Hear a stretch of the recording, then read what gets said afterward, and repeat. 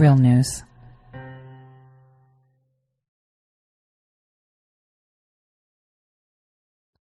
Hello and welcome everyone to the Tori Says Show. I'm your host, Tori.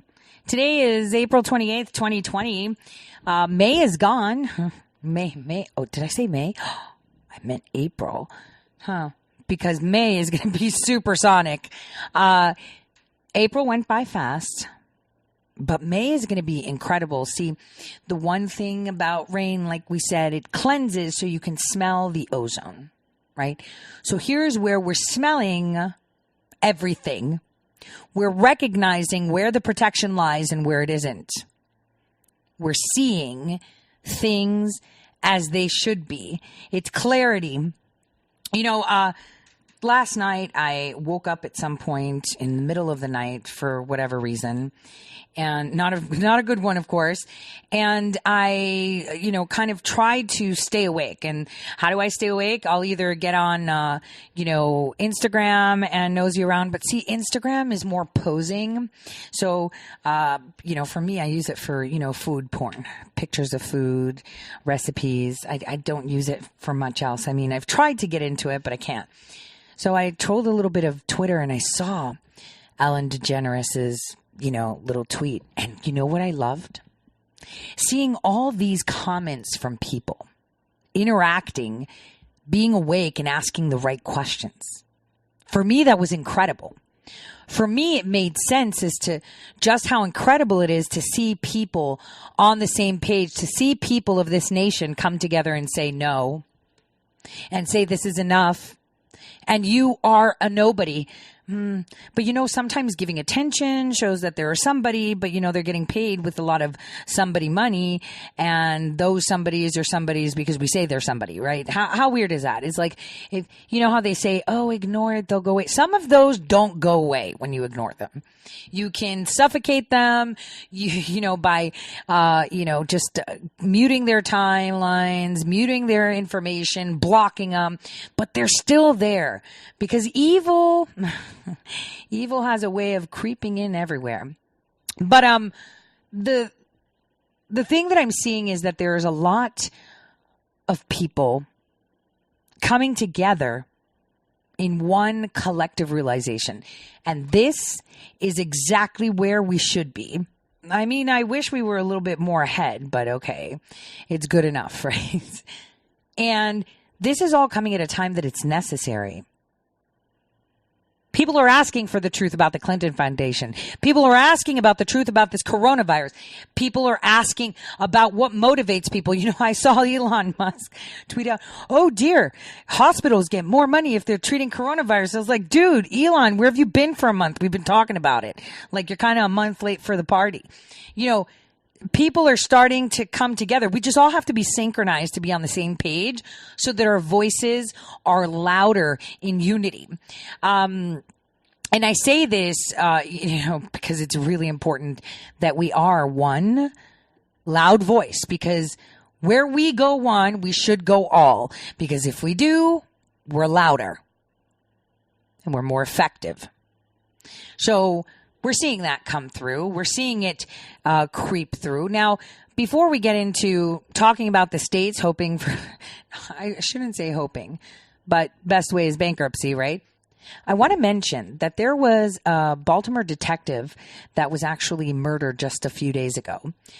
He was killed by a gunman last week, and it was the day before he was going to testify against a corruption probe that, there's a grand jury indictment of specific officers of Baltimore PD, Metro PD, and even the Commissioner Kevin Davis announced that to the reporters, even though he was kind of trying to say, oh, but his partner wasn't part of that indictment.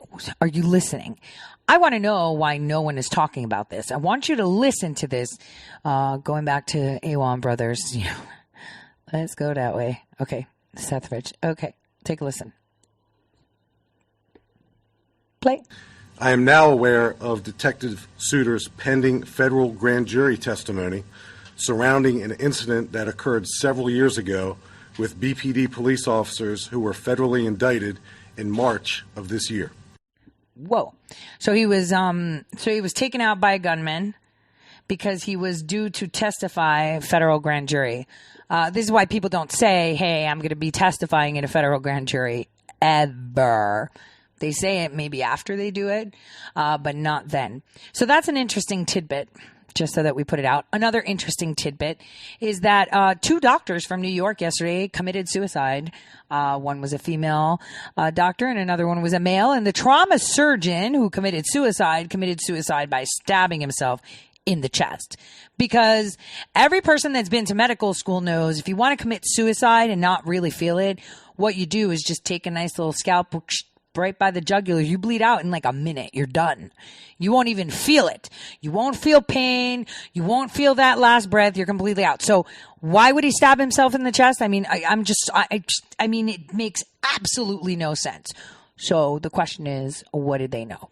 So I wanted to drop those 2 little tidbits because I don't want to expand on them yet, but I wanted to throw it out there so you can park that in the back of your mind and remember, oh, okay, those 2 things are going on as well. Now, we also saw that Attorney General Barr finally made the announcement, what we've been saying and what kind of I wrote about weeks ago, saying, oh, you want federal aid and bailout? You're going to have to show us why you need it. Well, it's working that way. Oh, you want to maintain your governor power and keep your city or your state closed? Okay. You better make sure you enforce the Constitution because there's no footnote saying it doesn't apply in a pandemic. Funny how both of those things are happening right now at the same time. Now, we're going to get into the Russia probe. We're going to get into Flynn. We're going to talk about Roger Stone as well. But what I thought would be good for us to do is revisit who is John Huber. This was actually a piece done by Utah local television. I just want you guys to meet John Huber. Federal government, but his mission is to protect and serve the people of Utah. He prosecutes those who cross the legal line, be it white-collar crime or something more sinister. Tonight in our Behind the Badge report, how U.S. Attorney John Huber serves and protects Utah. It is a great privilege to stand up in court and say, I represent the United States of America. And as U.S. Attorney, John Huber has done that in dozens of cases. Like last November, when authorities stopped a drug-making business in Cottonwood Heights. We busted a massive distribution ring out of the basement. 20-something-year-olds who are distributing counterfeit pain pills throughout the nation. As the U.S. Attorney, Huber has access to federal laws and federal penalties. We take the federal code book that Congress gave us and we enforce it aggressively and judiciously. He says to him, prosecuting criminals is about removing them from society and at the same time protecting society. My partners are working day and night to protect us from drug cartels and drug traffickers and child exploiters and street gang crime. Huber is from Utah and has worked in the state as a prosecutor at some level for about 20 years. While he has a federal title, he says his job is to really work with state law enforcement. I speak to the law-abiding community and say, we're working hard to protect you. And that's our job, and we take great pleasure and pride in serving and protecting the community. Huber says one recent case where federal law was applied involved the shooting of a Millard County deputy.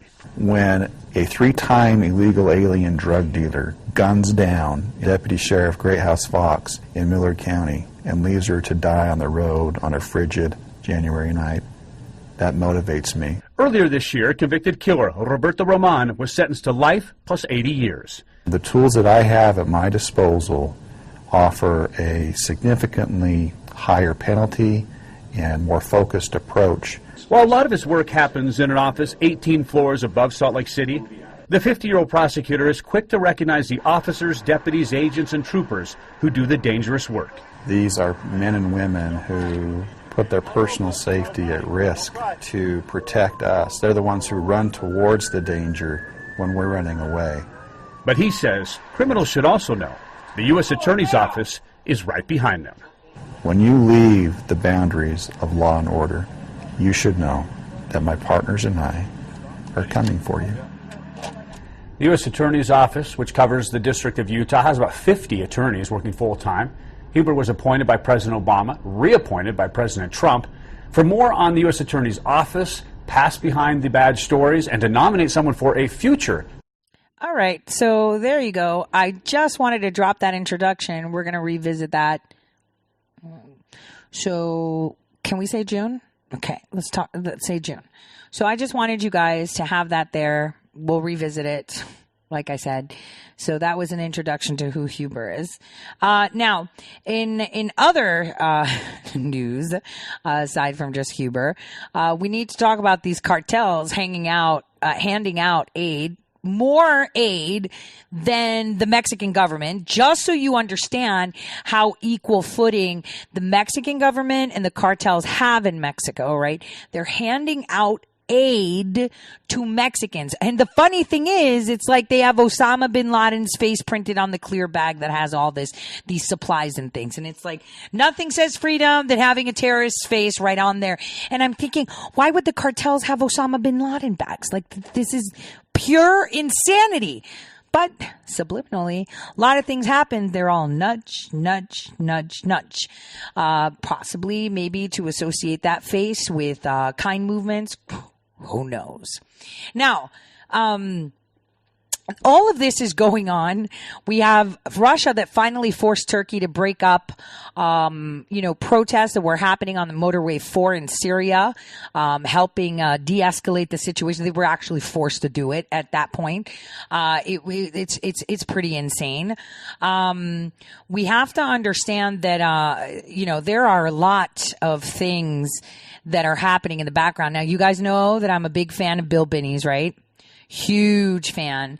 And Bill Binney, hopefully I'll have him on the show soon. I know we're going to be doing something somewhere down the line, has been trying to bring attention to the way software that he created in order to scan and crunch massive numbers is being weaponized against people. Now, this is normal. See, they don't hire you or, me or someone else that's great at what they do to create tools or methods to say, oh, we want to use those to control the U.S. population. No, they have you do it and say, like as they did for Bill Binney, I need you to be able to, we need to diffuse the situation with the USSR, man. Can we and he creates this tool that's supposed to help us diffuse an enemy of the nation and for national security reasons. And then boom, they use it against you. And this is the story of almost every single intelligence official's life as a contractor, as a, paid, where they actually get a pay stub that says national security, or CIA, right? Or U.S. Army or U.S. Navy, right? That's their story. That they create tools that are supposed to help us and protect our nation from foreign enemies, but in turn, they're weaponized against us. And one thing that I've been mentioning a lot is that Alice has nothing on me.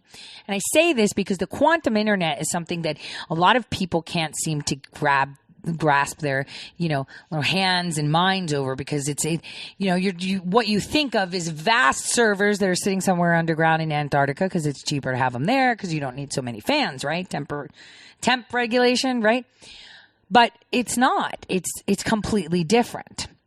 And a lot of people want to equate, quantum, computing to, Bill Gates, which is not the case. I mean, no, it's not the case. They want to put it down to solving all problems. Look, quantum computing is necessary for artificial intelligence. Alice is a learning artificial intelligence program. You see it all the time. You shop on a website and you text them. It's an Alice bot. You text, any customer care. It's an Alice bot. It learns from your responses. There's actually a place where you could go and voluntarily train it. Do you use Google Translate and you speak two languages and you're just too lazy to, do the whole thing manually, like one by one, like I do sometimes? Well, Google asks you to correct it because it's 9 times out of 10, it's like super wrong. Because you're training it. You're volunteering. You're training Alice to know you. Your file, Joe, is everything you Google, everything you DuckDuckGo, everything you email, every picture you like, every tweet, every Gab, every Facebook, every Instagram, everything you do falls under your file with Alice, and she knows you. I mean, we had this huge AI conversation at the beginning of the year because I said this was very important that we understand where the battle with China is, why this is an issue, and why this is going to be an even bigger issue moving forward. I think you all see it now because with your profile and your tracking information with these apps that are tracking you, and apparently, they don't only track you, but their Bluetooth and NFC track everyone around you. So anybody that wears AirPods, they'll device information. You came in proximity with this device information.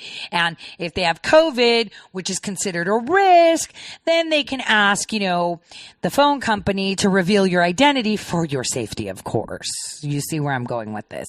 Now, what people need to understand is that, the actual point of artificial intelligence was supposed to be to make our lives easier. It was supposed to be able to crunch huge numbers of data in order to make our lives easier, because apparently they're difficult right now. In comparison with what it was 100 years, it's so easy, it's disgusting. Like 100 years ago, or even 200 years ago, or even before that, you didn't have, way before that, you had to go hunting. If you wanted to eat, you had to work for it. You had to go and hunt. You had to track the bunny rabbits and catch them. You had to go pick your berries. You had to carry your water. Right now, we have it on tap. Right now, someone else is doing the slaughter for us, and we're buying them cleaned and packaged. Yes, albeit with hormones and water to make them look sexier. But we're still just it's almost instant. It's like almost the Jetsons. Only thing is, we're not flying in cars, and you can't push a button and have a meal ready, delivered. Well, actually, you kind of can with DoorDash and Uber Eats, but it's almost there. So it's like super instant. And I remember as a kid watching the Jetsons, I was like, oh my gosh, how is Mr. Jetson so skinny if he's not doing anything all day? He doesn't have to clean because he has Rosie the robot, who, by the way, had emotions, if you remember, AI, right? The wife, Judy Jetson, just pushes a button and then dinner's like on a plate, hot and steaming, and it looks like meat and potatoes. They go running on a treadmill, floating in the sky with their dog. And I'm just like, that's so boring. Like, I never get treadmills. I know when I go to the gym, if I'm on a treadmill, I have to be watching TV to forget that I'm on a treadmill, because if I'm on a treadmill, I feel like I'm going nowhere. Honestly, I can't do it. So I'll have to watch something on Netflix that's, or, Hulu or on demand or Amazon Prime. I watch a lot of stuff, in order to stay there. So my thought was like, if life is so simple and so instant without work, I mean, what is the point? Are we trying to get ourselves to a point where, we don't have to do anything? We just have to simply exist. I mean, I think that's the core of what people think is happiness. I mean, think about it. Imagine if you woke up one day and you had all the money you wanted, right? Obviously, those of you that, believe that you need like a 10,000 square foot home, 3 jets, and a lot of cars and stuff are going to go out and spend it there, right? But there's a lot of you out there which would include myself, which would be like, all right, so I have no debt. I don't need to work. I've got a bank account with money. I want to strive to do something. Now think, if everything's instant, right? And it's like, ooh, I'd love that handbag. And then I just push a button and it appears in my house, right? Ooh, I'd love to wear those shoes to go out. Boom. Do I go out to a place to listen to music and have drinks with my friends? Okay. Do I need a bartender? No. Boom. Button, because everybody has an unlimited, right, bank account. Think about it. How boring that kind of life would be. I mean, everyone's just going to go out and party. And what are you going to indulge in? Sin? Are you going to go, to feel something, you're going to have to cause pain to yourself, right? Pain reminds you that you're alive. And I know it sounds bad saying it because you're just like, I don't want pain, but that actually reminds you you're alive. Because I can tell you, being in one position in my life where I could visibly see I should be screaming right now, where I was injured, I just kind of was like not feeling anything. I was like, oh my gosh, can I please hurt so that I know I'm here? I think I was beyond past the hurt point. And as I'm standing there with this thing in my abdomen, I'm just like looking at it and I'm like, all right, so am I dead? Like, I don't feel anything. And that's where I realized what it means. It doesn't mean that we have to physically have pain, but this is probably why people cut themselves, why people get into like S&M stuff. It's because they can't feel anything. And it's more, that's something you can feel. They take it to that extreme. So that's what we will have. Like, if you make everything way too simple, without work, without purpose, then we come to a point of capacity where we feel nothing. And therefore we are nothing. Make sense? Now, I'm not saying that technology and evolution is not a good thing, but there should always be that facet of having human component in it, right? Of being part of it. Because once you remove it, you're less human. Even if you are 100% human, you're less human. And for those out there that are not as human as you are, they envy the humanity, the rough around the edges, the inability to contain oneself. Because when you get to that point of capacity, you have everything you need that you think you need. You realize that there's no purpose for you even being there because there's no trial, no tribulations, no, how do I say, it's a boring road. I mean, for all of you out there that drive, right? If you're driving through some place like going from like Louisville, Kentucky to St. Louis, the drive's okay, right? You got to go through Illinois. You got turns, you got cars. It's busy. Your eye, has stuff. There's turns. But if you're going from Montana to North Dakota, you want to slit your wrists because it's like the same thing for like 100 miles. As far as you could see, it's the same thing. There's no twist. There's no turns. There's no new looking gas stations or side road places that look like murders have taken place. Some that are nice, It's just dead. And tumbleweeds. I had counted tumbleweeds with my kids. I'd never seen a tumbleweed in my life until I drove across Montana going across through North Dakota. That was insane. So life needs twists and turns. Life needs some, elbow grease. Why am I saying this? Because I'm seeing a growing trend of taking out the human element. And the reason I say this is, as I was saying, everyone's talking about this. Oh, they're going to use you to mine cryptocurrency. Oh, you're already there. But it's just another thing. And the coronavirus is what is setting this up. And I'll explain that in the next half hour. I say this because a lot of us love instant gratification. All of us want instant gratification. All of us do. And as an impatient person, I think about it now, it has to have been done yesterday. But in this time where we're at this, whole coronavirus pandemic, oh my gosh, we're all going to die situation, we have companies and the government striving to follow our every move, ensure that we're healthy, right? But we also have to work from home and go to school from home and do things. Now, a lot of people say, well, we voluntarily, no, they won't say it. I'm telling you.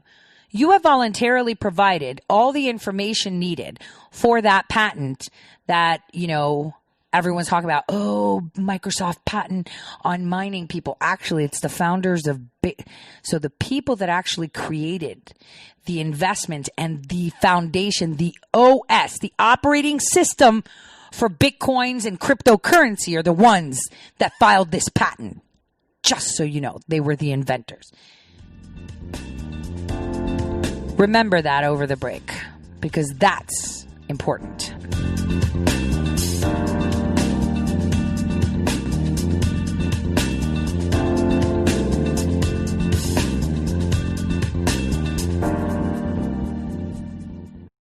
The forgotten men and women of our country will be forgotten no longer.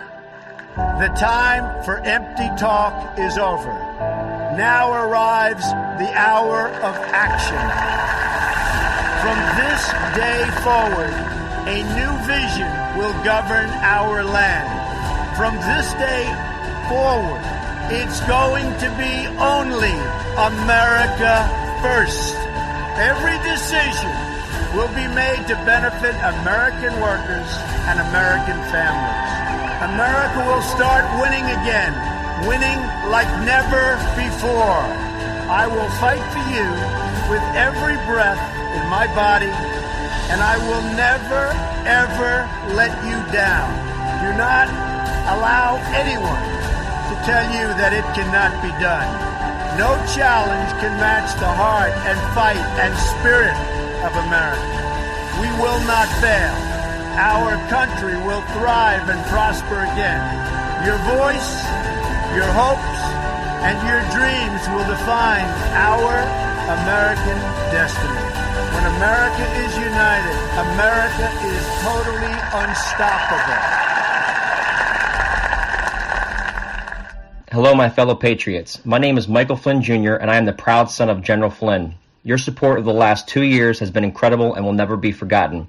If you'd like to continue supporting General Flynn, you can donate to our Legal Defense Fund. Any donation is welcome. To donate, go to www.mikeflynndefensefund.org. Thank you, and God bless America. Hi, I'm Laura Loomer, and I'm running for Congress in Florida's 21st Congressional District. Wouldn't it be horrible if we lived in a nation where journalists were silenced just because they confronted the political and media elite? You might think that could never happen in America, but it did. And to me. For confronting people like Hillary Clinton on her corruption and Ilhan Omar for her ties to radical Islamic terror groups, I have been banned on pretty much every single social media platform. And if that doesn't sound extreme enough, I'm also banned on Uber and Lyft. I know, I cannot understand that last one either. When this all happened to me, I contacted the media and members of Congress. I asked them for help.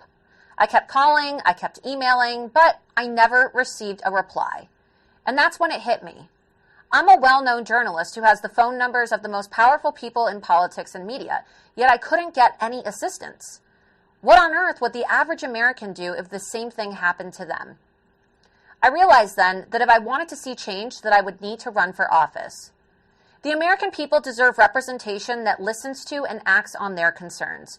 So here I am, running for Congress in Florida's 21st Congressional District, because the American people deserve a voice and a representative who, like President Trump, will keep the promises they make and speak up loudly and clearly for that silent majority.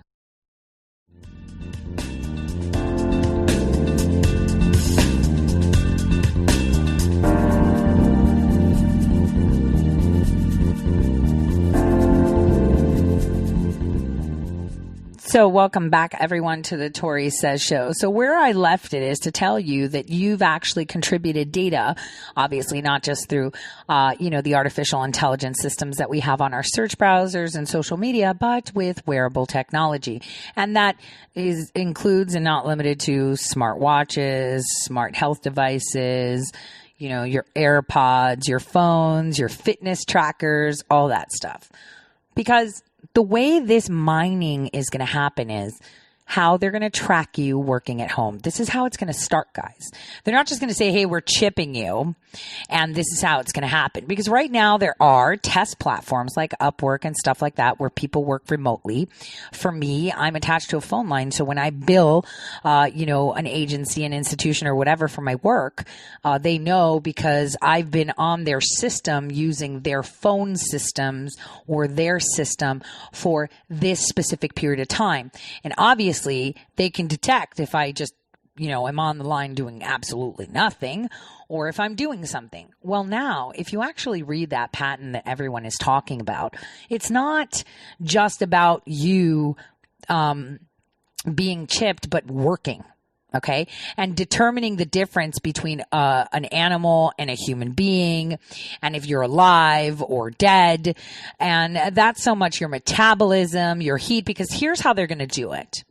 They're going to put it out, and I'm telling you now, and this is going to be coming very soon to the forefront, of wearing a new wearable technology that will be accustomed to you, that can be modified to identify specific work-related repetitive patterns. So if you're in a manufacturing company, rather than have some Gestapo, guy walking around saying, "Ooh, why are you, biting your fingers, or why are you having a snack?" You'll be wearing something or chipped that can detect that at that point you are not packing a box. If you are working from home as a typist, let's say, it'll detect that you're not typing. If you're a cleaner, it can tell where you are, what you're cleaning, and if you're cleaning or sitting and browsing things on your phone. So that is the one aspect. The other one is the vanity that we have. You want to work out. This is going to be perfect. It's going to be giving us live results to your app, telling you what your heart rate is, what your metabolism is, and how you're working and how effective your workout is. And it'll be telling you if you're doing the workout correctly. Are you activating the right muscles? Are you getting where I'm going with this? So as they introduce these products this year to you and to your companies in order to be able to see you and track you, because looking at your computer to see if you're playing a video game rather than playing and actually working, they will be tracking you in different methods. In the end, the currency will be you.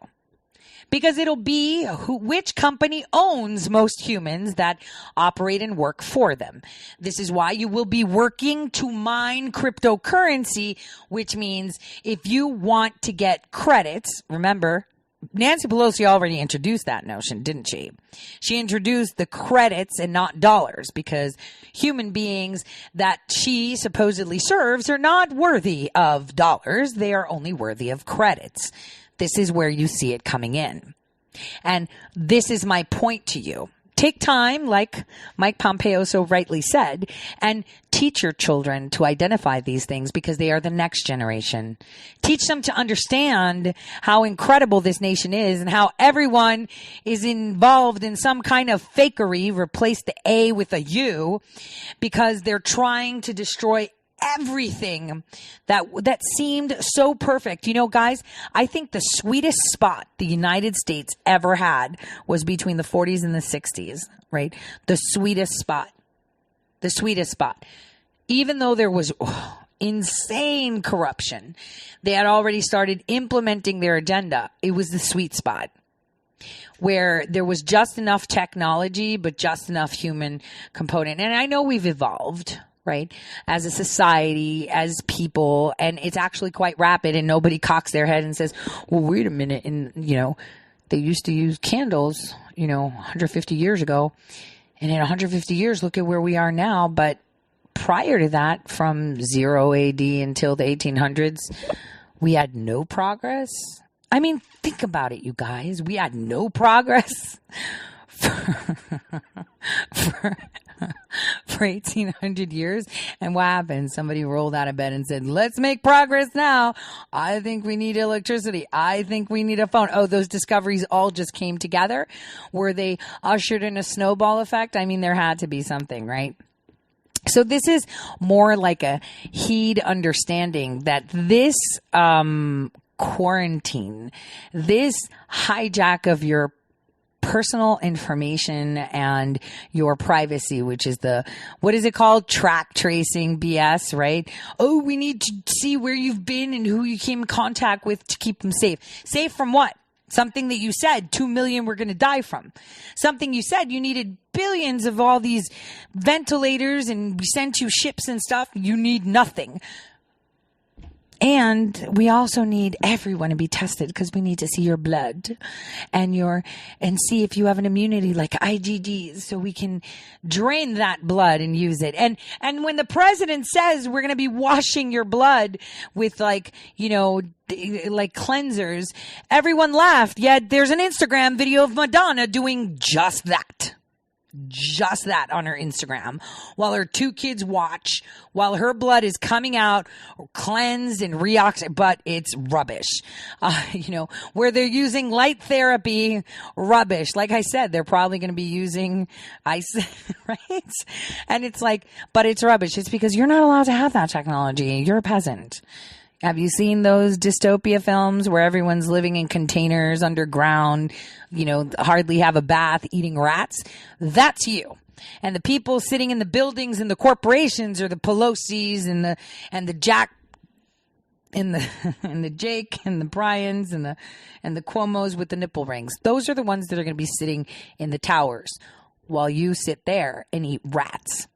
Because you know what's interesting? I don't remember who did this. I'm going to lie to you if I tell you. I don't remember which dictator used this example to showcase his power. But there was a dictator that had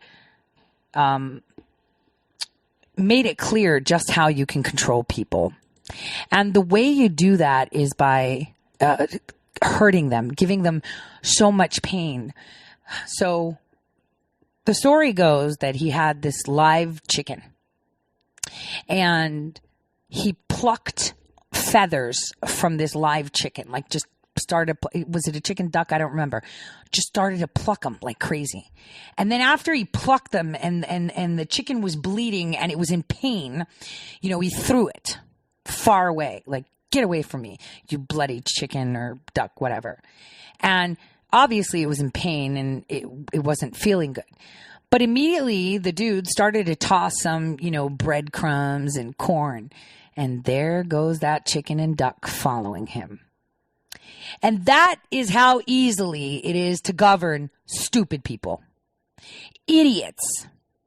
Idiots that no matter how much pain you cause them, no matter how hard you make them suffer, no matter how at the brink of death you take them to, as long as you throw them a bone or a crumb, every now and then, there they go, falling like ducks in line behind you. That is the way the Democratic Party works.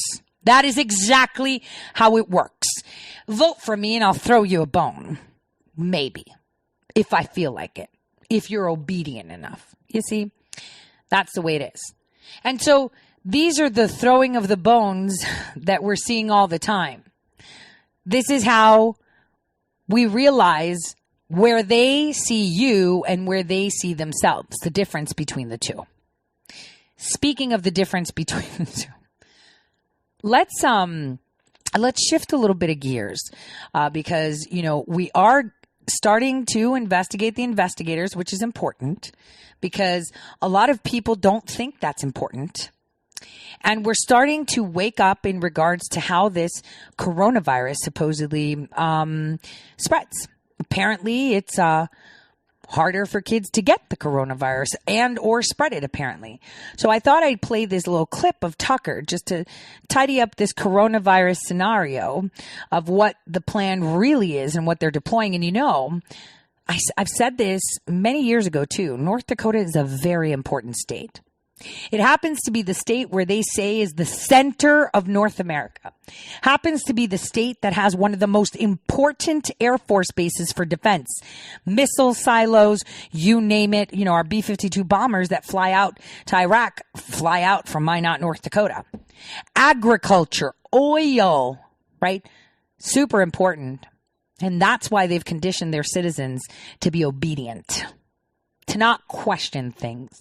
Because if they dare question things, the cabal, the local cabal, will just eat them out. The cabal of these random people, that run the state, that were invited to McCain's funeral.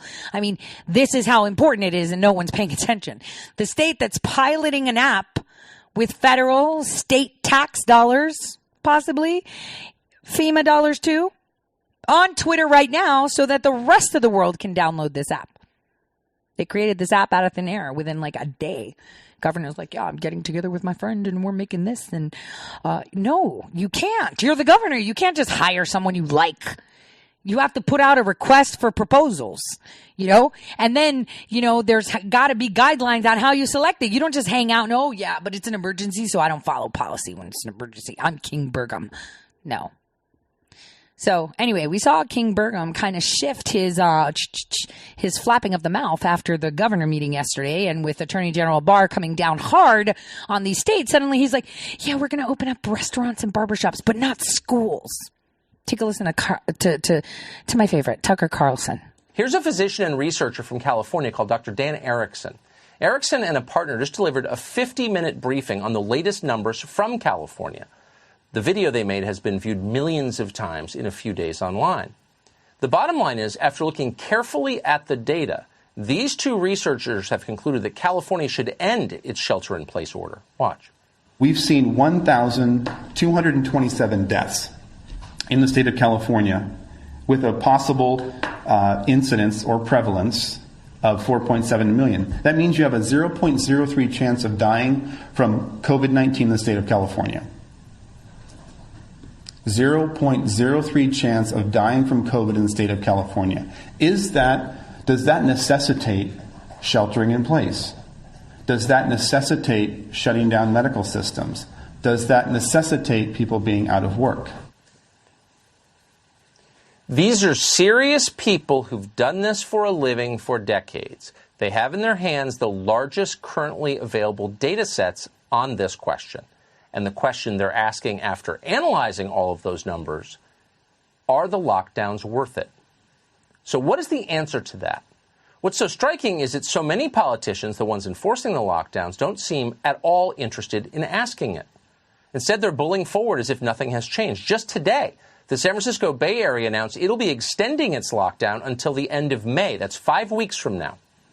What is the scientific justification for doing that? They didn't tell us because there is none. None. You may remember what they first told us back in February and March. They said, we have to take radical steps in order to, quote, flatten the curve. Well, 6 weeks later, we're happy to say that curve has been flattened, but it's likely not because of the lockdowns. The virus just isn't nearly as deadly as we thought it was. All of us, including on this show, everybody thought it was. But it turned out not to be. Hospitals never collapsed. Outside of a tiny number of places, they never came close to collapsing, at least not from an influx of infected patients. Instead, something remarkable happened, something amazing, really without parallel in American history. The opposite happened. Thanks to the lockdowns, hospitals have begun to collapse. Why? From a lack of patients. Politicians who couldn't pass ninth grade biology decided that practicing physicians should not be allowed to calculate the risk of transmitting the virus. They're just not qualified, unlike us. So these politicians banned so-called non-essential procedures, many of which are in fact essential. The result of this policy? In many hospitals, entire floors have been mothballed. Doctors and nurses are being furloughed in the middle of a pandemic. This is insanity. It weakens our healthcare system. Its effects will last for many years. That's all from the lockdown. So how long will we have to live with these lockdowns? Earlier this month, Dr. Anthony Fauci, whom we are apparently required by law to respect no matter what he says, I love him, suggested that, in fact, we may never be allowed to resume normal life. If back to normal means acting like there never was a coronavirus problem, I don't think that's going to happen until we do have a situation where you can completely protect the population. If you want to get to pre-coronavirus, that might not ever happen in the sense of the fact that the threat is there. Wow. Hiroshima, right? When we nuke that, it's come back. Just like, I'm just saying. So life came back there, but we're just not going to be able to go back from this. That took less lives than H1N1. Oh my gosh. Like, are you listening to this? This is where you pull your hair out. Now, we should tell you that is the same Dr. Fauci, and keep this to yourself because, as noted, it's not allowed to show any skepticism whatsoever. But that's the same Dr. Fauci who also announced that shaking hands, the ancient custom of shaking hands, should be done away with forever. And then a week later told Snapchat that actually it's fine to have sex with strangers you meet on Tinder. That was his epidemiological advice. Other experts on television warned that full-blown lockdowns may be necessary until a vaccine or effective treatments are found. What they didn't mention is that scientists have never produced a single approved vaccine or antiviral drug for any coronavirus. So that could be a while. And that thought seemed to please frequent television guest Zeke Emanuel. Realistically, COVID-19 will be here for the next 18 months or more. We will not be able to return to normalcy until we find a vaccine or effective medications. Is all that economic pain worth trying to stop COVID-19? The truth is, we have no choice. Oh, the truth is we have no choice. Well, here's a handy guide for you in case you watch a lot of television. When a political operative like Zeke Emanuel, someone with a long history of lying, begins a sentence with the phrase, "the truth is," you should probably be on guard. When he ends that sentence with, "we have no choice," you should be terrified.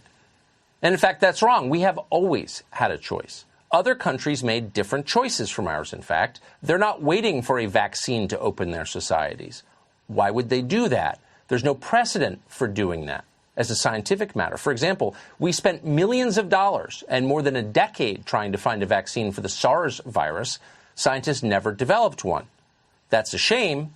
But did we halt life in the United States in response? We didn't. In fact, you may not even remember that any of that happened. The striking thing is the science has not changed that much since then. So science hasn't changed. Nothing's changed. And you know what? It's as if people are angry because you're not, it's like they're calling to report that you're not scared enough. Where was I with my daughter? I think we were at Whole Foods and she was like, "Oh my gosh, Mom, can I have these cookies?" I was like, "Of course you can." It's like her favorite cookies, these Tate's cookies that are butter cookies. And she was like, may I? And I said, yeah. So she opens up the thing of cookies in the store as we're going to get food. And she grabs a cookie and starts to eat it. And they were like, "You can't do that." She's like, "My mom's going to pay for it." "No, you can't do that. There's coronavirus." She's like, "Okay, I'm not doing that." I thought we were done doing that. And they were like, "You don't take this," lecturing a 14-year-old child, "You don't take this seriously." She's like, "Well, I guess I'm not. My body, my choice. My body, my choice. I want to die. I'm going to die. Done." You know, you can wear your gloves and your mask. And the Karen was very upset, but, you know, she probably went and it went on deaf ears because we weren't the only ones in the store without scuba gear, you know, looking like we just walked out of, you know, the ICU with a patient that has C. diff. We didn't look like that. There were tons of people that looked like that.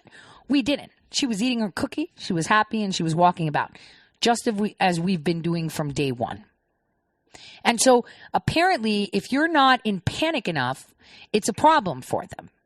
They get upset if you're not scared.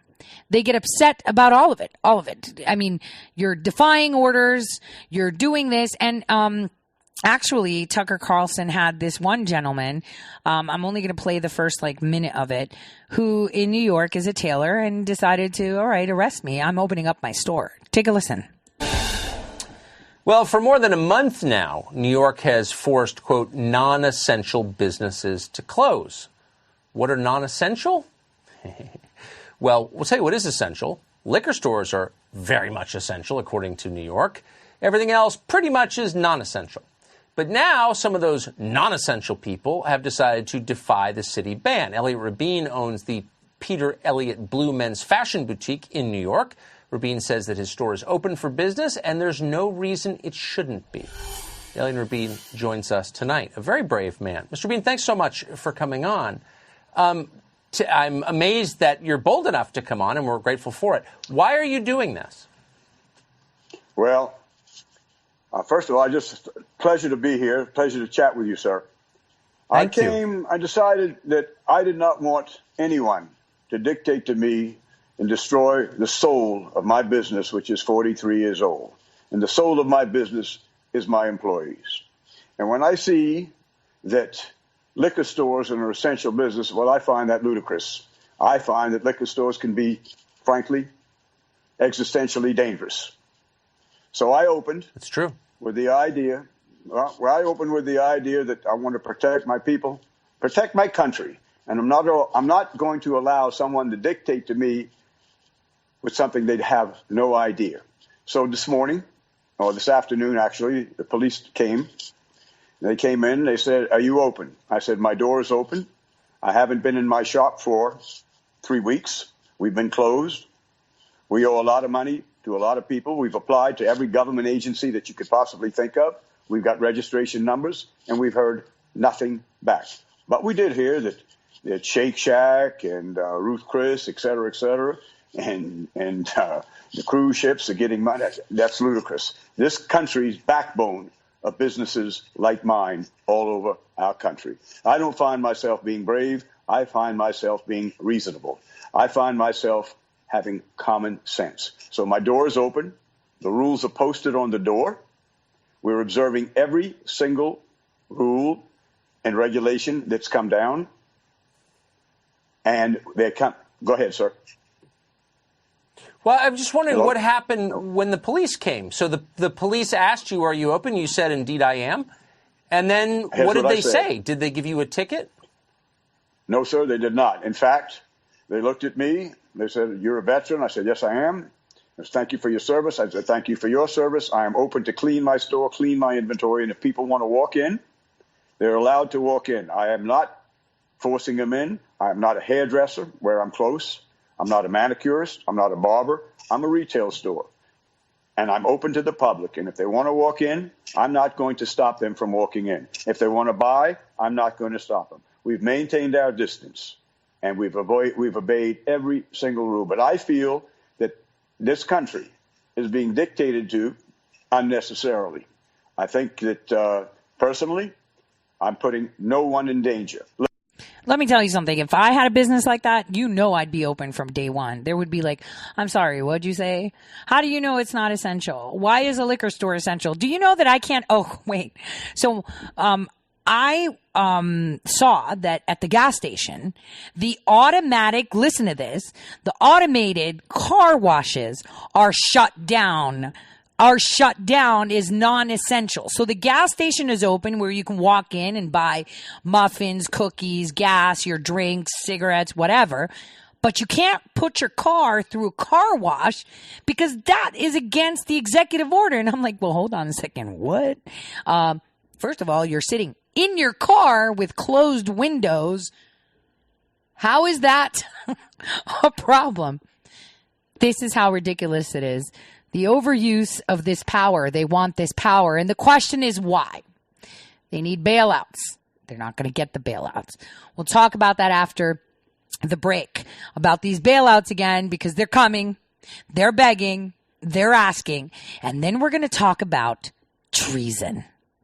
Because treason's on the menu, and Crow is going to be coming for many. General Flynn, that's coming. Like I said, he's going to blow the top off of the abuse of the FBI. So we'll revisit Comey's talk about this whole dossier.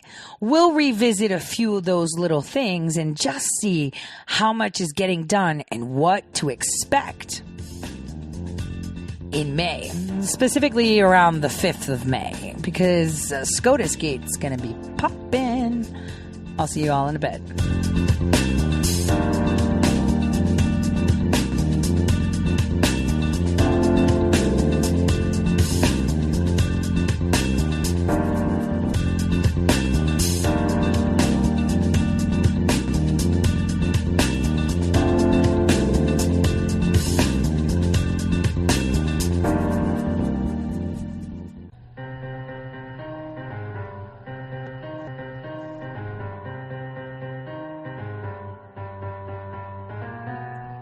Real news.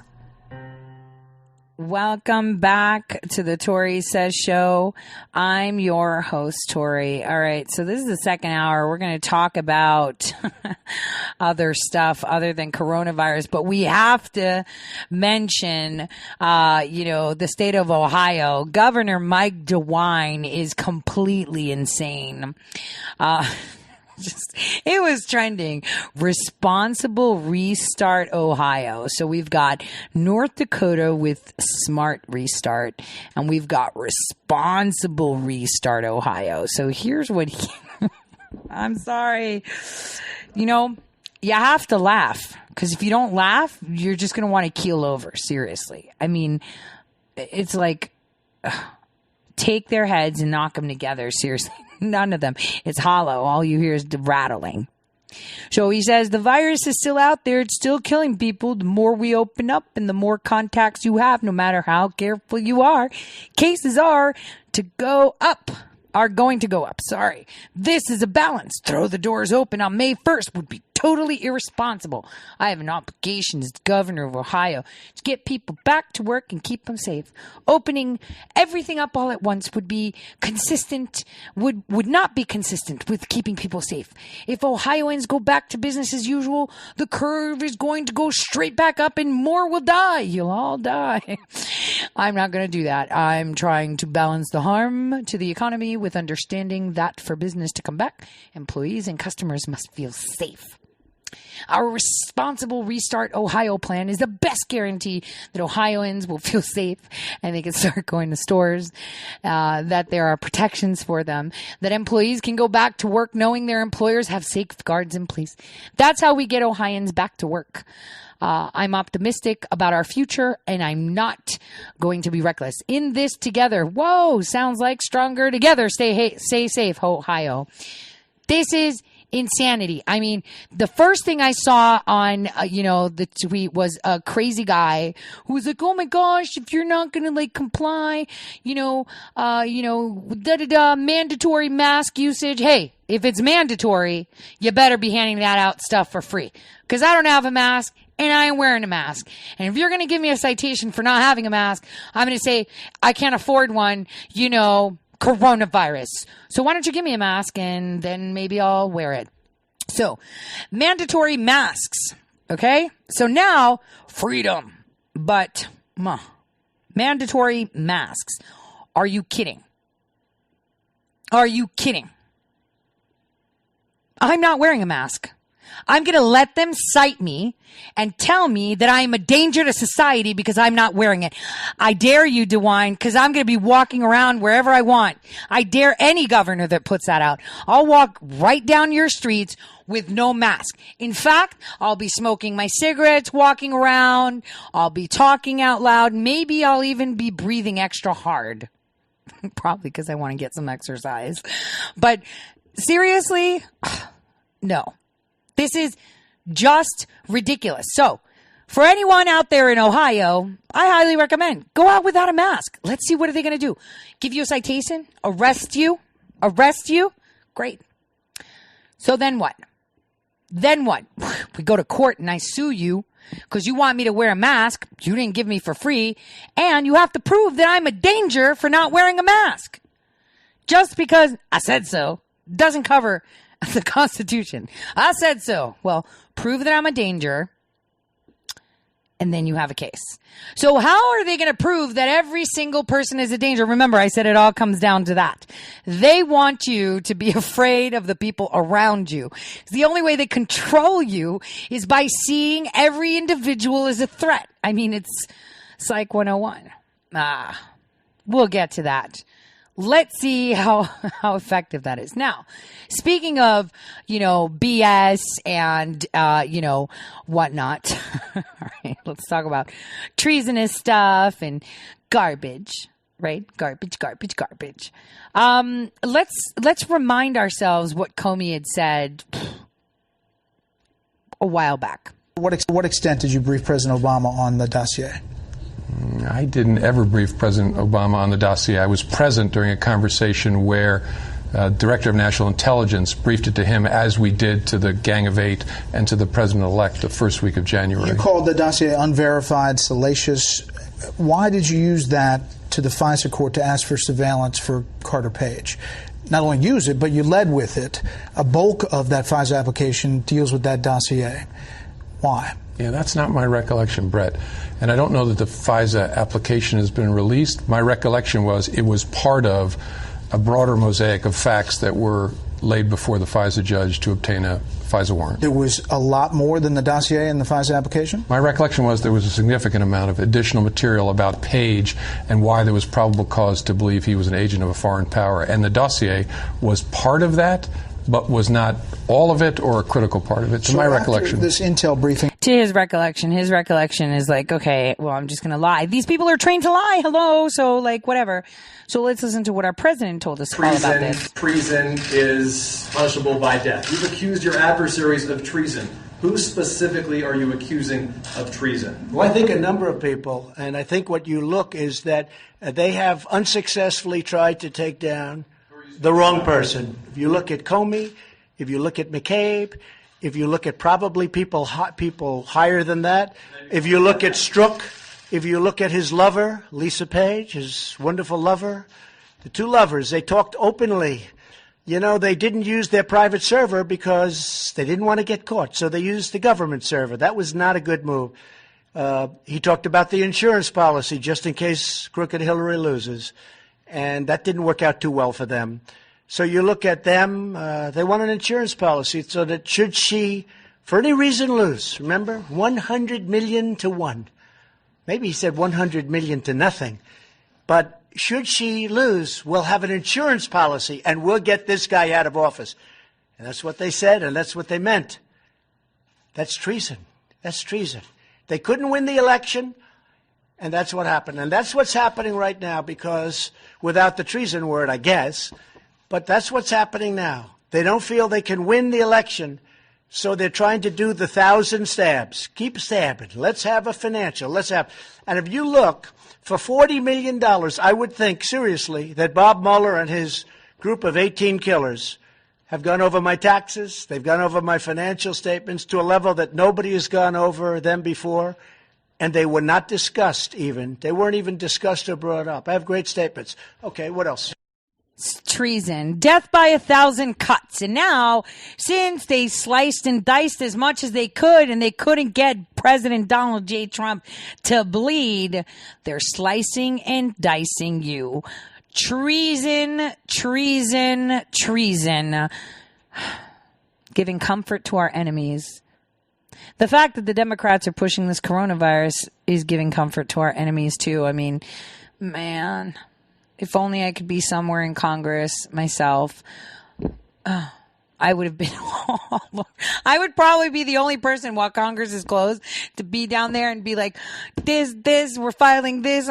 I'd be just pulling out everything. No, I would never be able to. I tell you, I don't have the patience. I don't play nice at all.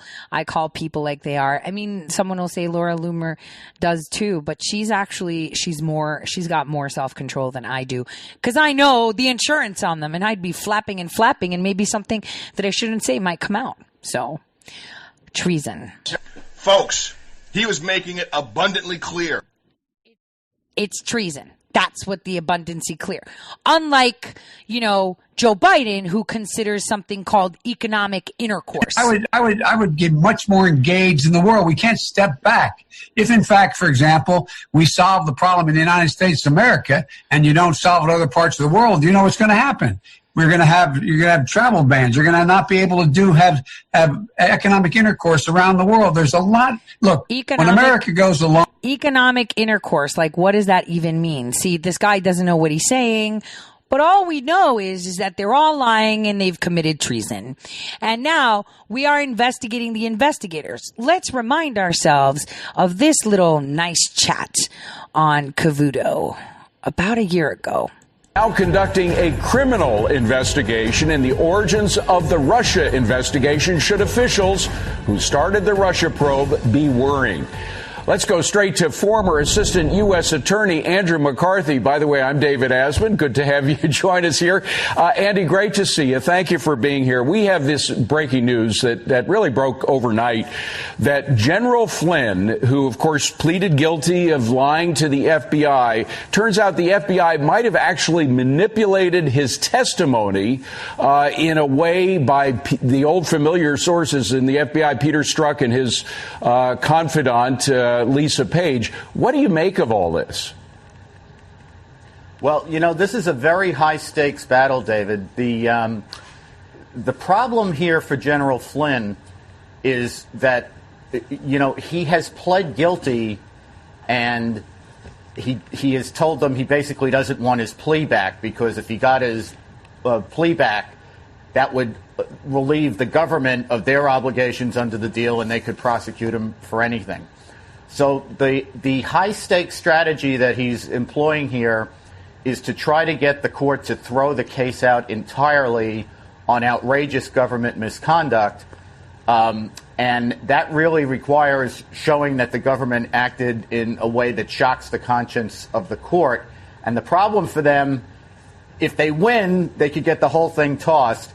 If they lose, what he's relying on at the sentencing phase is the goodwill of the prosecutors, who are now, being attacked in the motions that he's filing. Right. So, very high stakes strategy. It's very interesting for us who want to know what happened in the course of this investigation, right, to have all of this potential misconduct revealed. How much it'll inure to the benefit of General Flynn remains to be seen. Well, and we don't want to diminish everything he's been through, but beyond General Flynn, you talk about outrageous conduct by the FBI and other investigators. I assume, by the way, if they were fiddling with his testimony to make it appear that he was saying something that he didn't, that's either illegal or it should be, right? Well, yeah, it depends on how knowing it was, how extensive it was, whether you could frame it as a civil rights violation or a fraud on the court.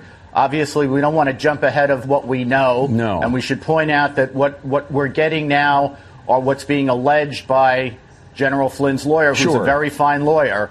But we haven't heard the other side yet. So but, Andy, what we do know is that Peter Strzok and Lisa Page, people who the General Flynn's lawyers say were involved in all this, hated Donald Trump, and they were doing everything possible to prevent him from getting into the White House, and once he was in the White House, to get him out of the White House. So, I mean, we know that they had severe biases. We're also beginning to see some very disturbing emails that we hadn't seen before, or texts or emails from Peter Strzok, between Strzok and Lisa Page, one that seems to be indicting an agency, whether that's the CIA, we're not sure, but I'm just going to read one of them to you.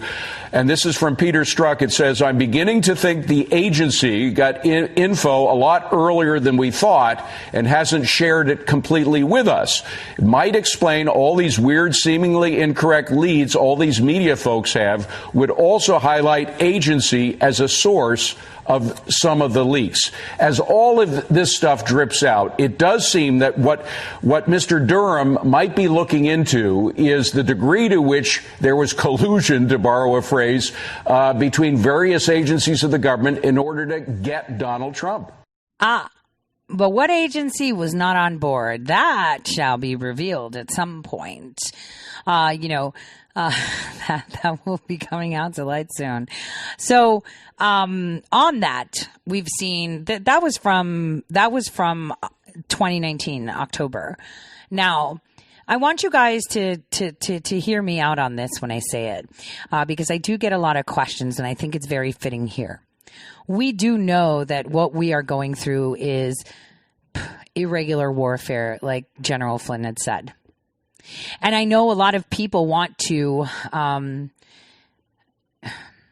So if you think that the president is communicating with you with other means that are not documented as presidential communications, you do realize that if an authority actually determines that to be so, the president can be impeached, right? So I just wanted to put that out there so that people understand where I'm going with this. If any communications or, the QAnon, it cannot, okay?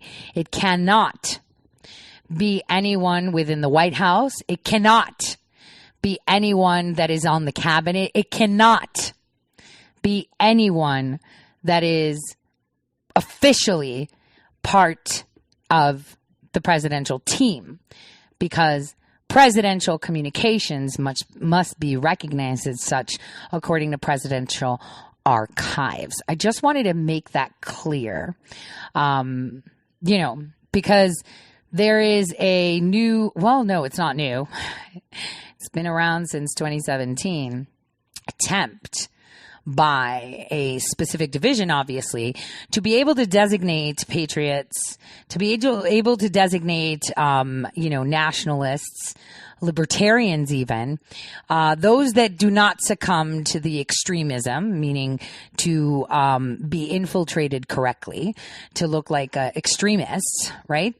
There is always an attempt by the media and, a handful of people that abide by that scummish at the top mentality to tie in your communications, your tweets, your video postings, everything as a threat to national security. They've been trying this. Obviously, a blind eye to Antifa, of course, because just like Zuckerberg said, we need to remove people that, organize to protest, but not Antifa or ISIS. We need to remove groups that talk about conspiracy theories. And, Mark Zuck, if whatever version of him was online doing this, is the ultimate God of understanding what is right for you. He knows best. He knows best. He knows what movement should be allowed and what shouldn't. I just wanted to throw that out. So now, having said that, we're going to take a little listen about Michael Flynn's plea and how it was coerced. And this is from Hannity. This is pulling it out. And it's it's as if they're saying something new. We all know what a hot box is. I mean, sometimes it's just a letter saying, here's your voluntary assurance of voluntary compliance in AVC that you're going to sign. It's almost like a plea. You admit to this and we're good. Or it's like, hey, you're not going to admit to this and you're not going to tell us what we want. Well, then you remember that chocolate bar your kid stole, right? Oh, your kid sold something on eBay for $25 and the purchaser was from Russia, ergo Russian agent. You're like, what are you, insane? It was like a collectible Cabbage Patch Kid card, whatever it is, right? And they'll do it. This isn't something new, but it's the first time that it's documented to be done against the general right in front of the public's eyes. This tells you everything you need to know for all those unnamed, faceless people that have taken arrows, that have taken bullets in the name of freedom and for this country. The jury foreperson in Roger Stone's case, she had a political bias she expressed publicly against him, tweeting about her hatred for Trump supporters, Trump and Roger Stone. This is before the trial. And now we know premeditated fraud on the FISA court was even worse than we had been telling you. They knew all along it was Russian information that was fed to Christopher Steele from Russia, knowing it was being paid for by Hillary Clinton. Meanwhile, General Flynn's attorney, Sidney Powell, now believes that new evidence proves that Lieutenant General Michael Flynn was set up and framed by corrupt agents who withheld exculpatory material. She is now asking for this case to be thrown out based on prosecutorial misconduct. Here with more, the co-author of Conviction Machine, Standing Up to the Federal Prosecutorial Abuse, defense attorney for Lieutenant General Michael Flynn, former federal prosecutor Sidney Powell. All right, we now saw with Papadopoulos, we saw with Roger Stone. This is the miscarriage of justice. You've been talking about Brady material. You've been talking about exculpatory evidence. Now we are told we are on the verge of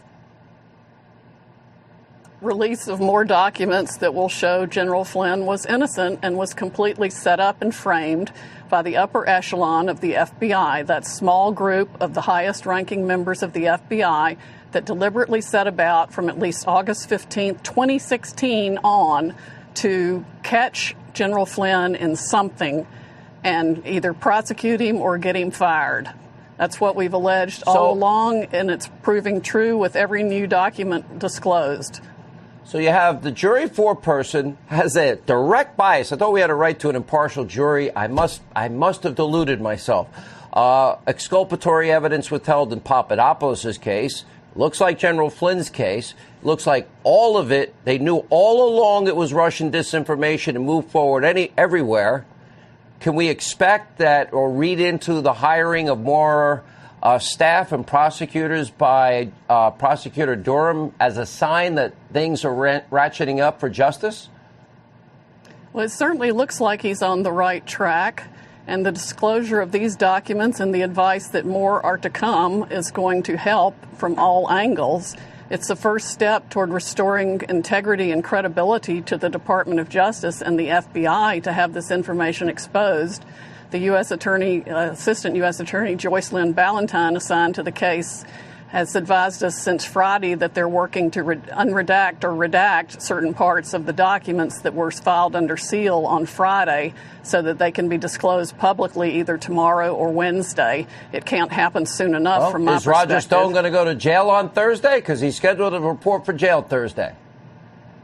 I have no idea. I would certainly hope not. I would think at the very least a court would grant him a stay pending his appeal. Seriously. There are serious issues in his appeal. Well, I will tell you this. My sources are telling me tonight, Sydney, that in fact the Attorney General has seen a lot of this. And when I am told, it was breathtaking revelations. And so please keep us up to speed. That man served his country for 33 years. 33 years. Is this how we treat people that serve their country? He is absolutely innocent. His plea was coerced by lack of information and threat to indict his son that shows in the documents we filed on the public docket Friday. Yeah. And by the way, he's bankrupt. Sidney Powell, keep us up to speed. So I want to ask a question. What about the judge that oversees this case? Because he's mentioned this before, that, you know, he was put in the hot box. Has the judge ever said, I want to see what you guys offered him? Have they seen the proffer? Because we've seen all this before. We knew that he was put in a hot box. Did the judge ever ask? This is where it comes down to, first of all, on the FISA warrants, right? We're going to have SCOTUS Gate pop right back open. But also on the handling of these cases. This is where the Supreme Court needs to be stepping in. This is where things like how they pick their juries need to be coming in. This is where we need to be investigating the investigators. But no one seems to have any want or need or I would say attempt to want to do that. No one is looking into, why is no one looking into how they pick the juries? When you see companies like TAC, Dynacore, ClearForce, L3, when you see all these clown machines, right, have contracts with the courts, with high-profile cases, providing the software and support to determine the jury pool, and a jury pool like the one for Roger Stone and for the grand juries for Mueller were highly specific. Why has no one spoken up? Why is it that not one person that worked on the Mueller team lifted their head and said, this is wrong? Why hasn't one person in the courthouse, let that be a clerk, let that be a bailiff, let it be anyone, to say, this is wrong? A janitor, a clerk, a secretary, anyone. Why have they not come forward? It's just like when people are getting beat up and someone holding the camera. Disgusting. You know, it's the judge's fault. Shut up. So it is the bailiffs and the person that runs the jury pool and the lady that sends off the postcards and the letters. She knows it's a fix. He knows it's a fix. Why aren't they saying anything? Why aren't they saying anything? Because they're not saying anything. They don't need a job and they don't deserve the pension. Because sitting in there, taking in a federal salary with our tax dollars, I don't care if you're only paid 60, 70 grand a year to send out letters to tell someone that they're needed for jury duty. You should know better when you see travesties like this happening and you say nothing. You are compliant with corruption.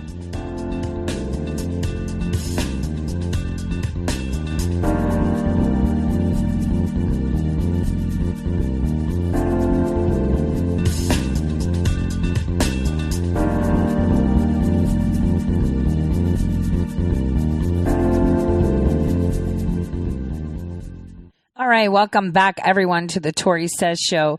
So I always play specific songs because I want you to listen to the lyrics. So I'm going to play this the first time because last time when I played, Silent Running back in January, February, not a lot of people were paying attention to the lyrics, more so grooving with the beat. Obviously, I loathe John Legend, but I need you to listen to the words of this song. Sometimes you use your art, as they say, or whatever you are, employed to do, to express concern or express yourself and please help, et cetera, et cetera. But I think it's really important that you listen to these words. The lyrics are pretty incredible. Enjoy.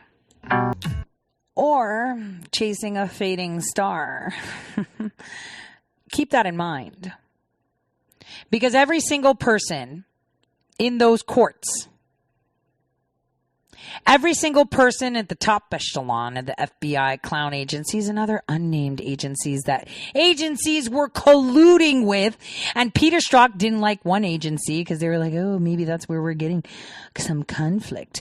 Well, Peter Strzok, if Clinton subpoenaed and didn't get it, if Bush subpoenaed and didn't get it, and if Obama subpoenaed and still didn't get it, you're never going to know that agency because that agency don't want to be found.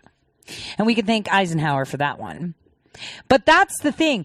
All of these people marched into the darkness because they're greater than you. They're better than you. That's what they say.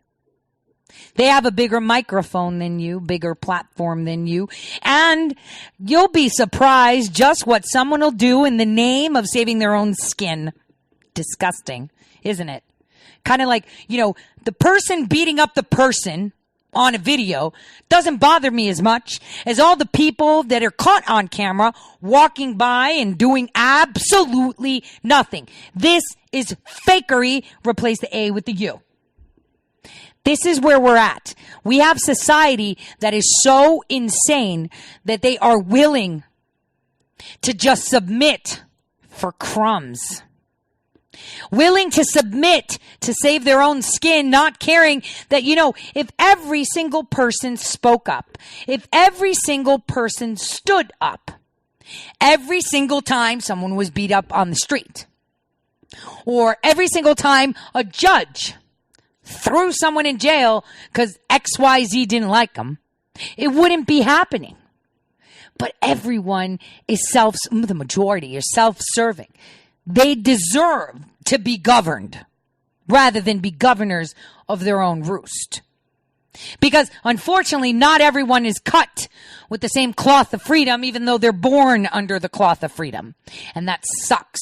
It really, really sucks. All the Karens out there.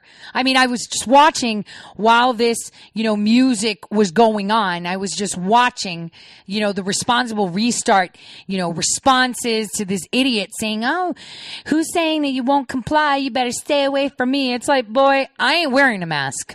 You can Karen your tush right down there. All these people, oh, it's just a mask. Shut up. No, I don't have to. It starts with the mask. And if you don't stand up for that one, then boy. It's kind of like what Laura Loomer said. If people just sit back and say, well, Facebook and Twitter called me dangerous, I'm just going to have to shut up because they've got an army of lawyers, then they'll just keep doing it. It's only until one person promotes the idea to another person and another person. That's how you make change, by communicating and standing together, because where we go one, we should be going all. So easing restrictions, but forcing you to wear something. What's next? A yellow star saying that you're immune, so you don't have to wear a mask. A yellow star saying, oh, I got the vaccine, so I don't have to wear gloves and a mask. Are you kidding? Is this where we're at? But see, it's that self-preservation that people like Comey, like Clapper, like Brennan got away with stuff. I was punished for turning around. And I didn't even say what I felt, you guys. But, they knew me long enough, so they knew what I was thinking. They knew. They didn't think how I thought. But they knew. Brennan knew. They all knew. I was just like, what the is going on here? And I needed to know my place. That's right. So all those people out there saying, well, if a mask is going to keep us healthy and okay, even though it's not virulent, people are not dying. And I've been not practicing that forever. I've hugged homeless people on the street that obviously have no mask or have taken a bath and they can't practice washing their hands, and I'm fine. I've touched objects at Walmart, rode a bus, touched everything, and even put my fingers in my mouth while doing all that. Yes. Oh my gosh. And I'm still here with a very compromised immune system and still kicking. So I'm just saying, it's not like I meant to, but a lot of us, we put our fingers in our mouth or we scratch our eyes without knowing.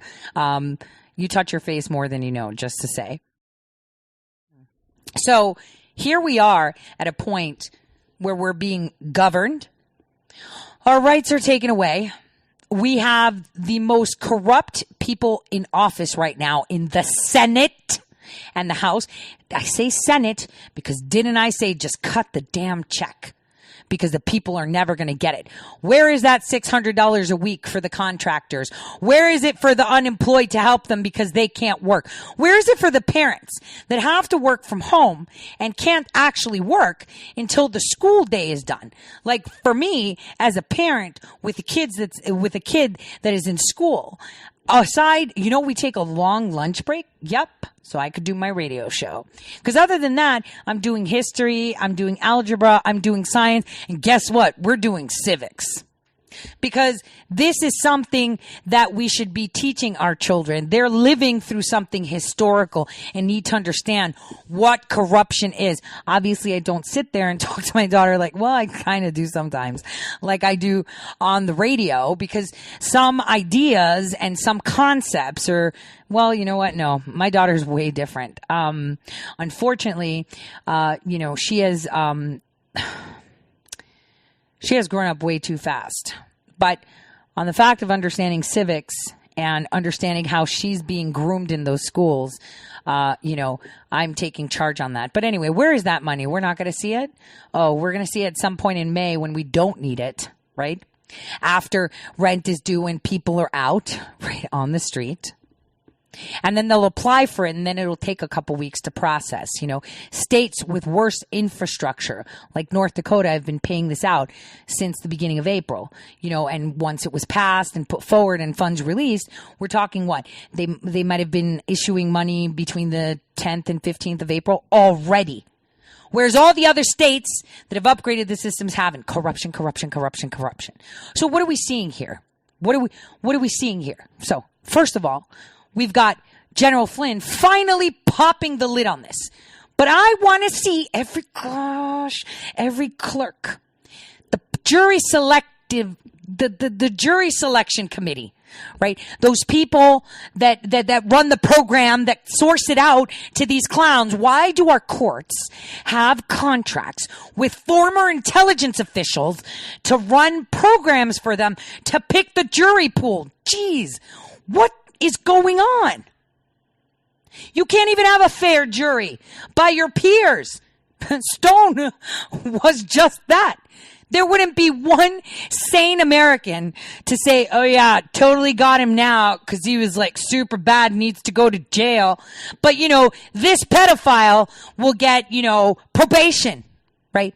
For like 3 months because he touched, an infant. Weirdly. Very invasively. But Roger Stone needs to go to jail because he won't say something so you can remove Trump. Sure, that's the way justice works, right? Those jury people, majority of them work for the intelligence community. The majority of them work for the intelligence community. Okay, hey, are they still working? Do they still have contracts? Because they better not have them. They better not have them. This is all going to be coming out now. And SCOTUS Gate, like I said, it started right by my birthday, which it did. Because that's when we saw this judge coming out, all of these things, blah, blah, blah, these really corrupt individuals for the jury, all the judges being questioned, right? Collier stepping down. John Roberts, you got some fire at your feet, man. Things are about to go insane. And you know what sucks? We're going to have a stupid funeral in between. And God forgive me for saying this. Again, I do not like Rocket Man at all. What he complied with, what he allowed to happen, the atrocities, the crimes against humanity. Because you think lying, FBI, a corrupt FBI, selling your information, getting your facial recognition, hoarding all your biometrics and pushing them overseas in the hands of private corporations is a big deal. The crimes against humanity are what's the big deal. You haven't even seen the bigger picture yet. What you're seeing is the nothing picture right now.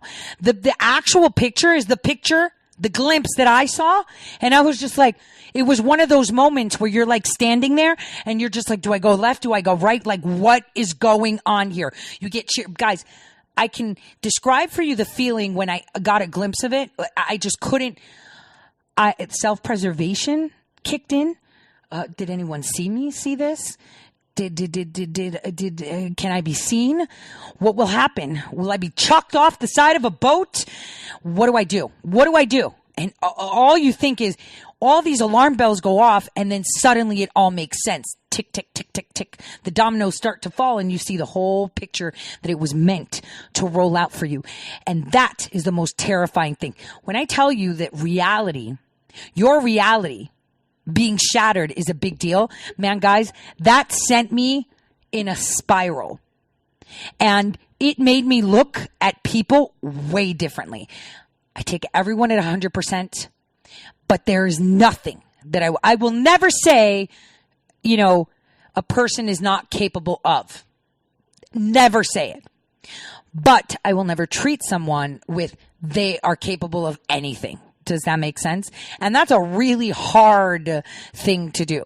When you've seen and you understand and you know to your core that these crimes against humanity exist and they are perpetuating and they're still going. And these things that we're seeing, the fact that they're trying to throw General Flynn out into the gulags and Roger Stone and President Trump, Carter Page is just it's a fizzle. I'm just saying.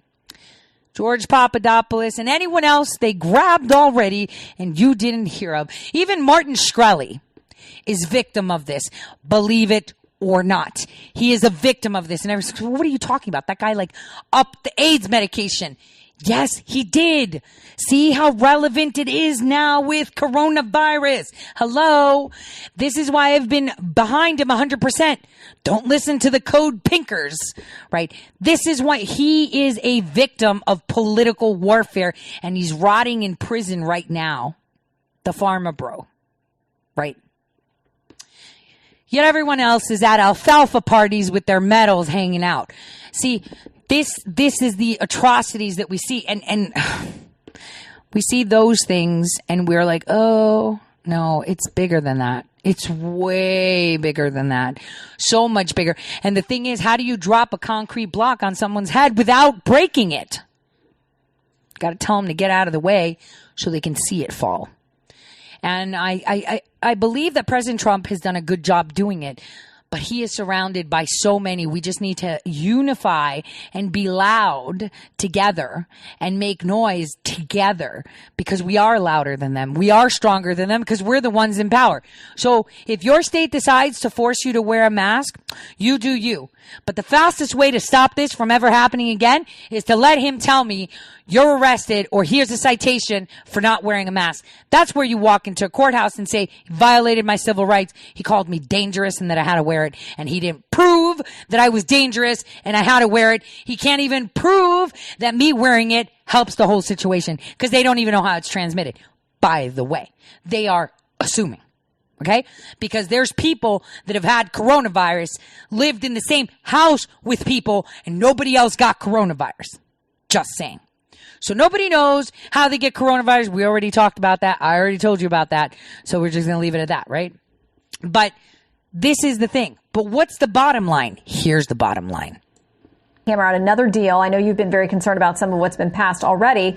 But with respect to the crackdown saying we're not going to bail out blue states, the Republicans saying that, the Chicago Sun-Times editorial board says this: in the midst of a fiscal crisis that threatens to slide into a second Great Depression, his solution, meaning Senate Majority Leader Mitch McConnell, would be for states to stiff creditors, fire or reduce the pay of hundreds of thousands of workers, slash health care and retirement benefits, and cut back on services to the mentally ill, the disabled, and the elderly. They're calling him out on this idea of pushing back against states asking for financial help. What do you think?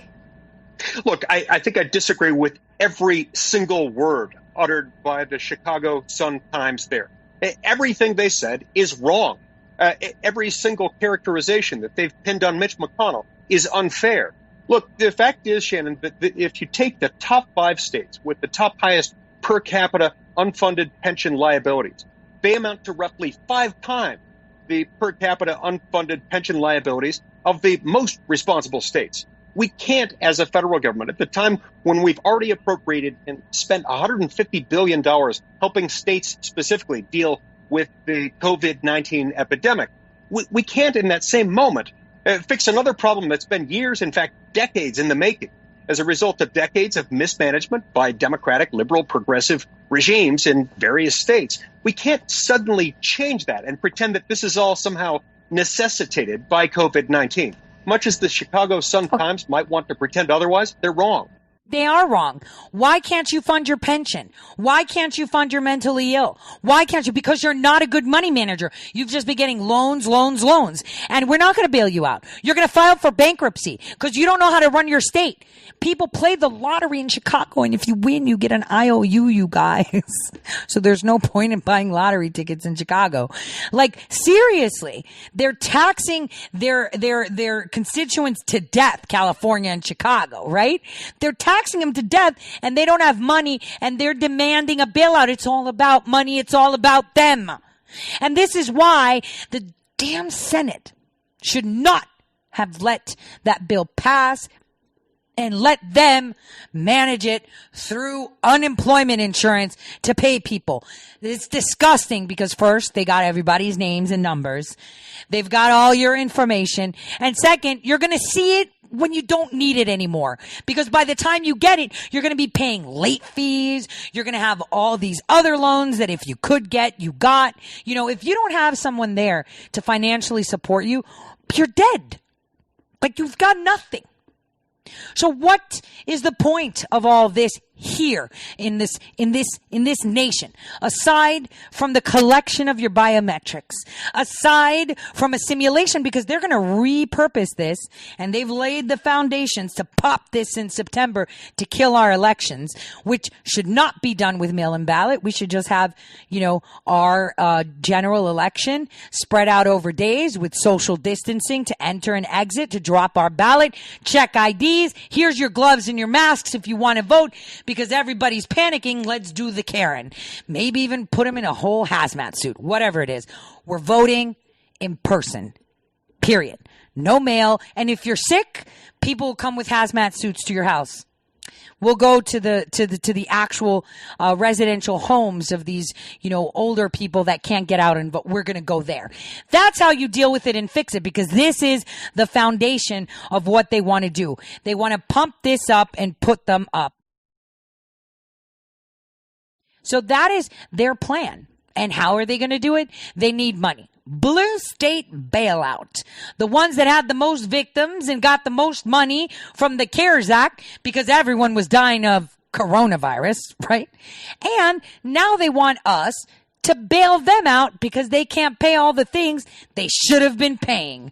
Are you serious? You're not even paying the people the $600, pandemic assistance money. That's coming from the federal government. What do you mean you're broke? If you're that broke and you can't fund your state unemployment insurance, which has been paid by the employees, you're the problem. So it's time to file for bankruptcy. Okay, super quick. The speaker's idea that there possibly is a way for the federal government, or there should be, to guarantee a minimum income to some Americans. Does that go anywhere? Look, if we want to become a Western European style socialized democracy, then that is the approach we should take. And the fact is, Shannon, that hurts poor and middle class people. And the fact is that runs contrary to everything we believe about the limited role of government and about the ability that individual citizens need to have to achieve upward economic mobility. If you want a stagnant economy and one in which poor and middle class Americans are locked in place and have artificial barriers put in their way by government, then that's what you should do. Otherwise, we should stick to free markets. Nancy Pelosi knows better, and she ought to be ashamed of herself for suggesting otherwise. Yeah, she should be. But you know what? We're not going to bail them out. We're going to sit there and we're going to watch them all beg on TV and have, the Chicago Sun and all these other rags that aren't even worthy of being birdcage liners telling you all this rubbish so that you can feel sorry for them and say, oh, no, file for bankruptcy. You deserve that. On that note, remember, clone lives matter. And, just because it looks human doesn't mean it is, huh? But they're not all bad, are they? I'll see you guys tomorrow, same time, same place. God bless from all of us here at Red State Talk Radio.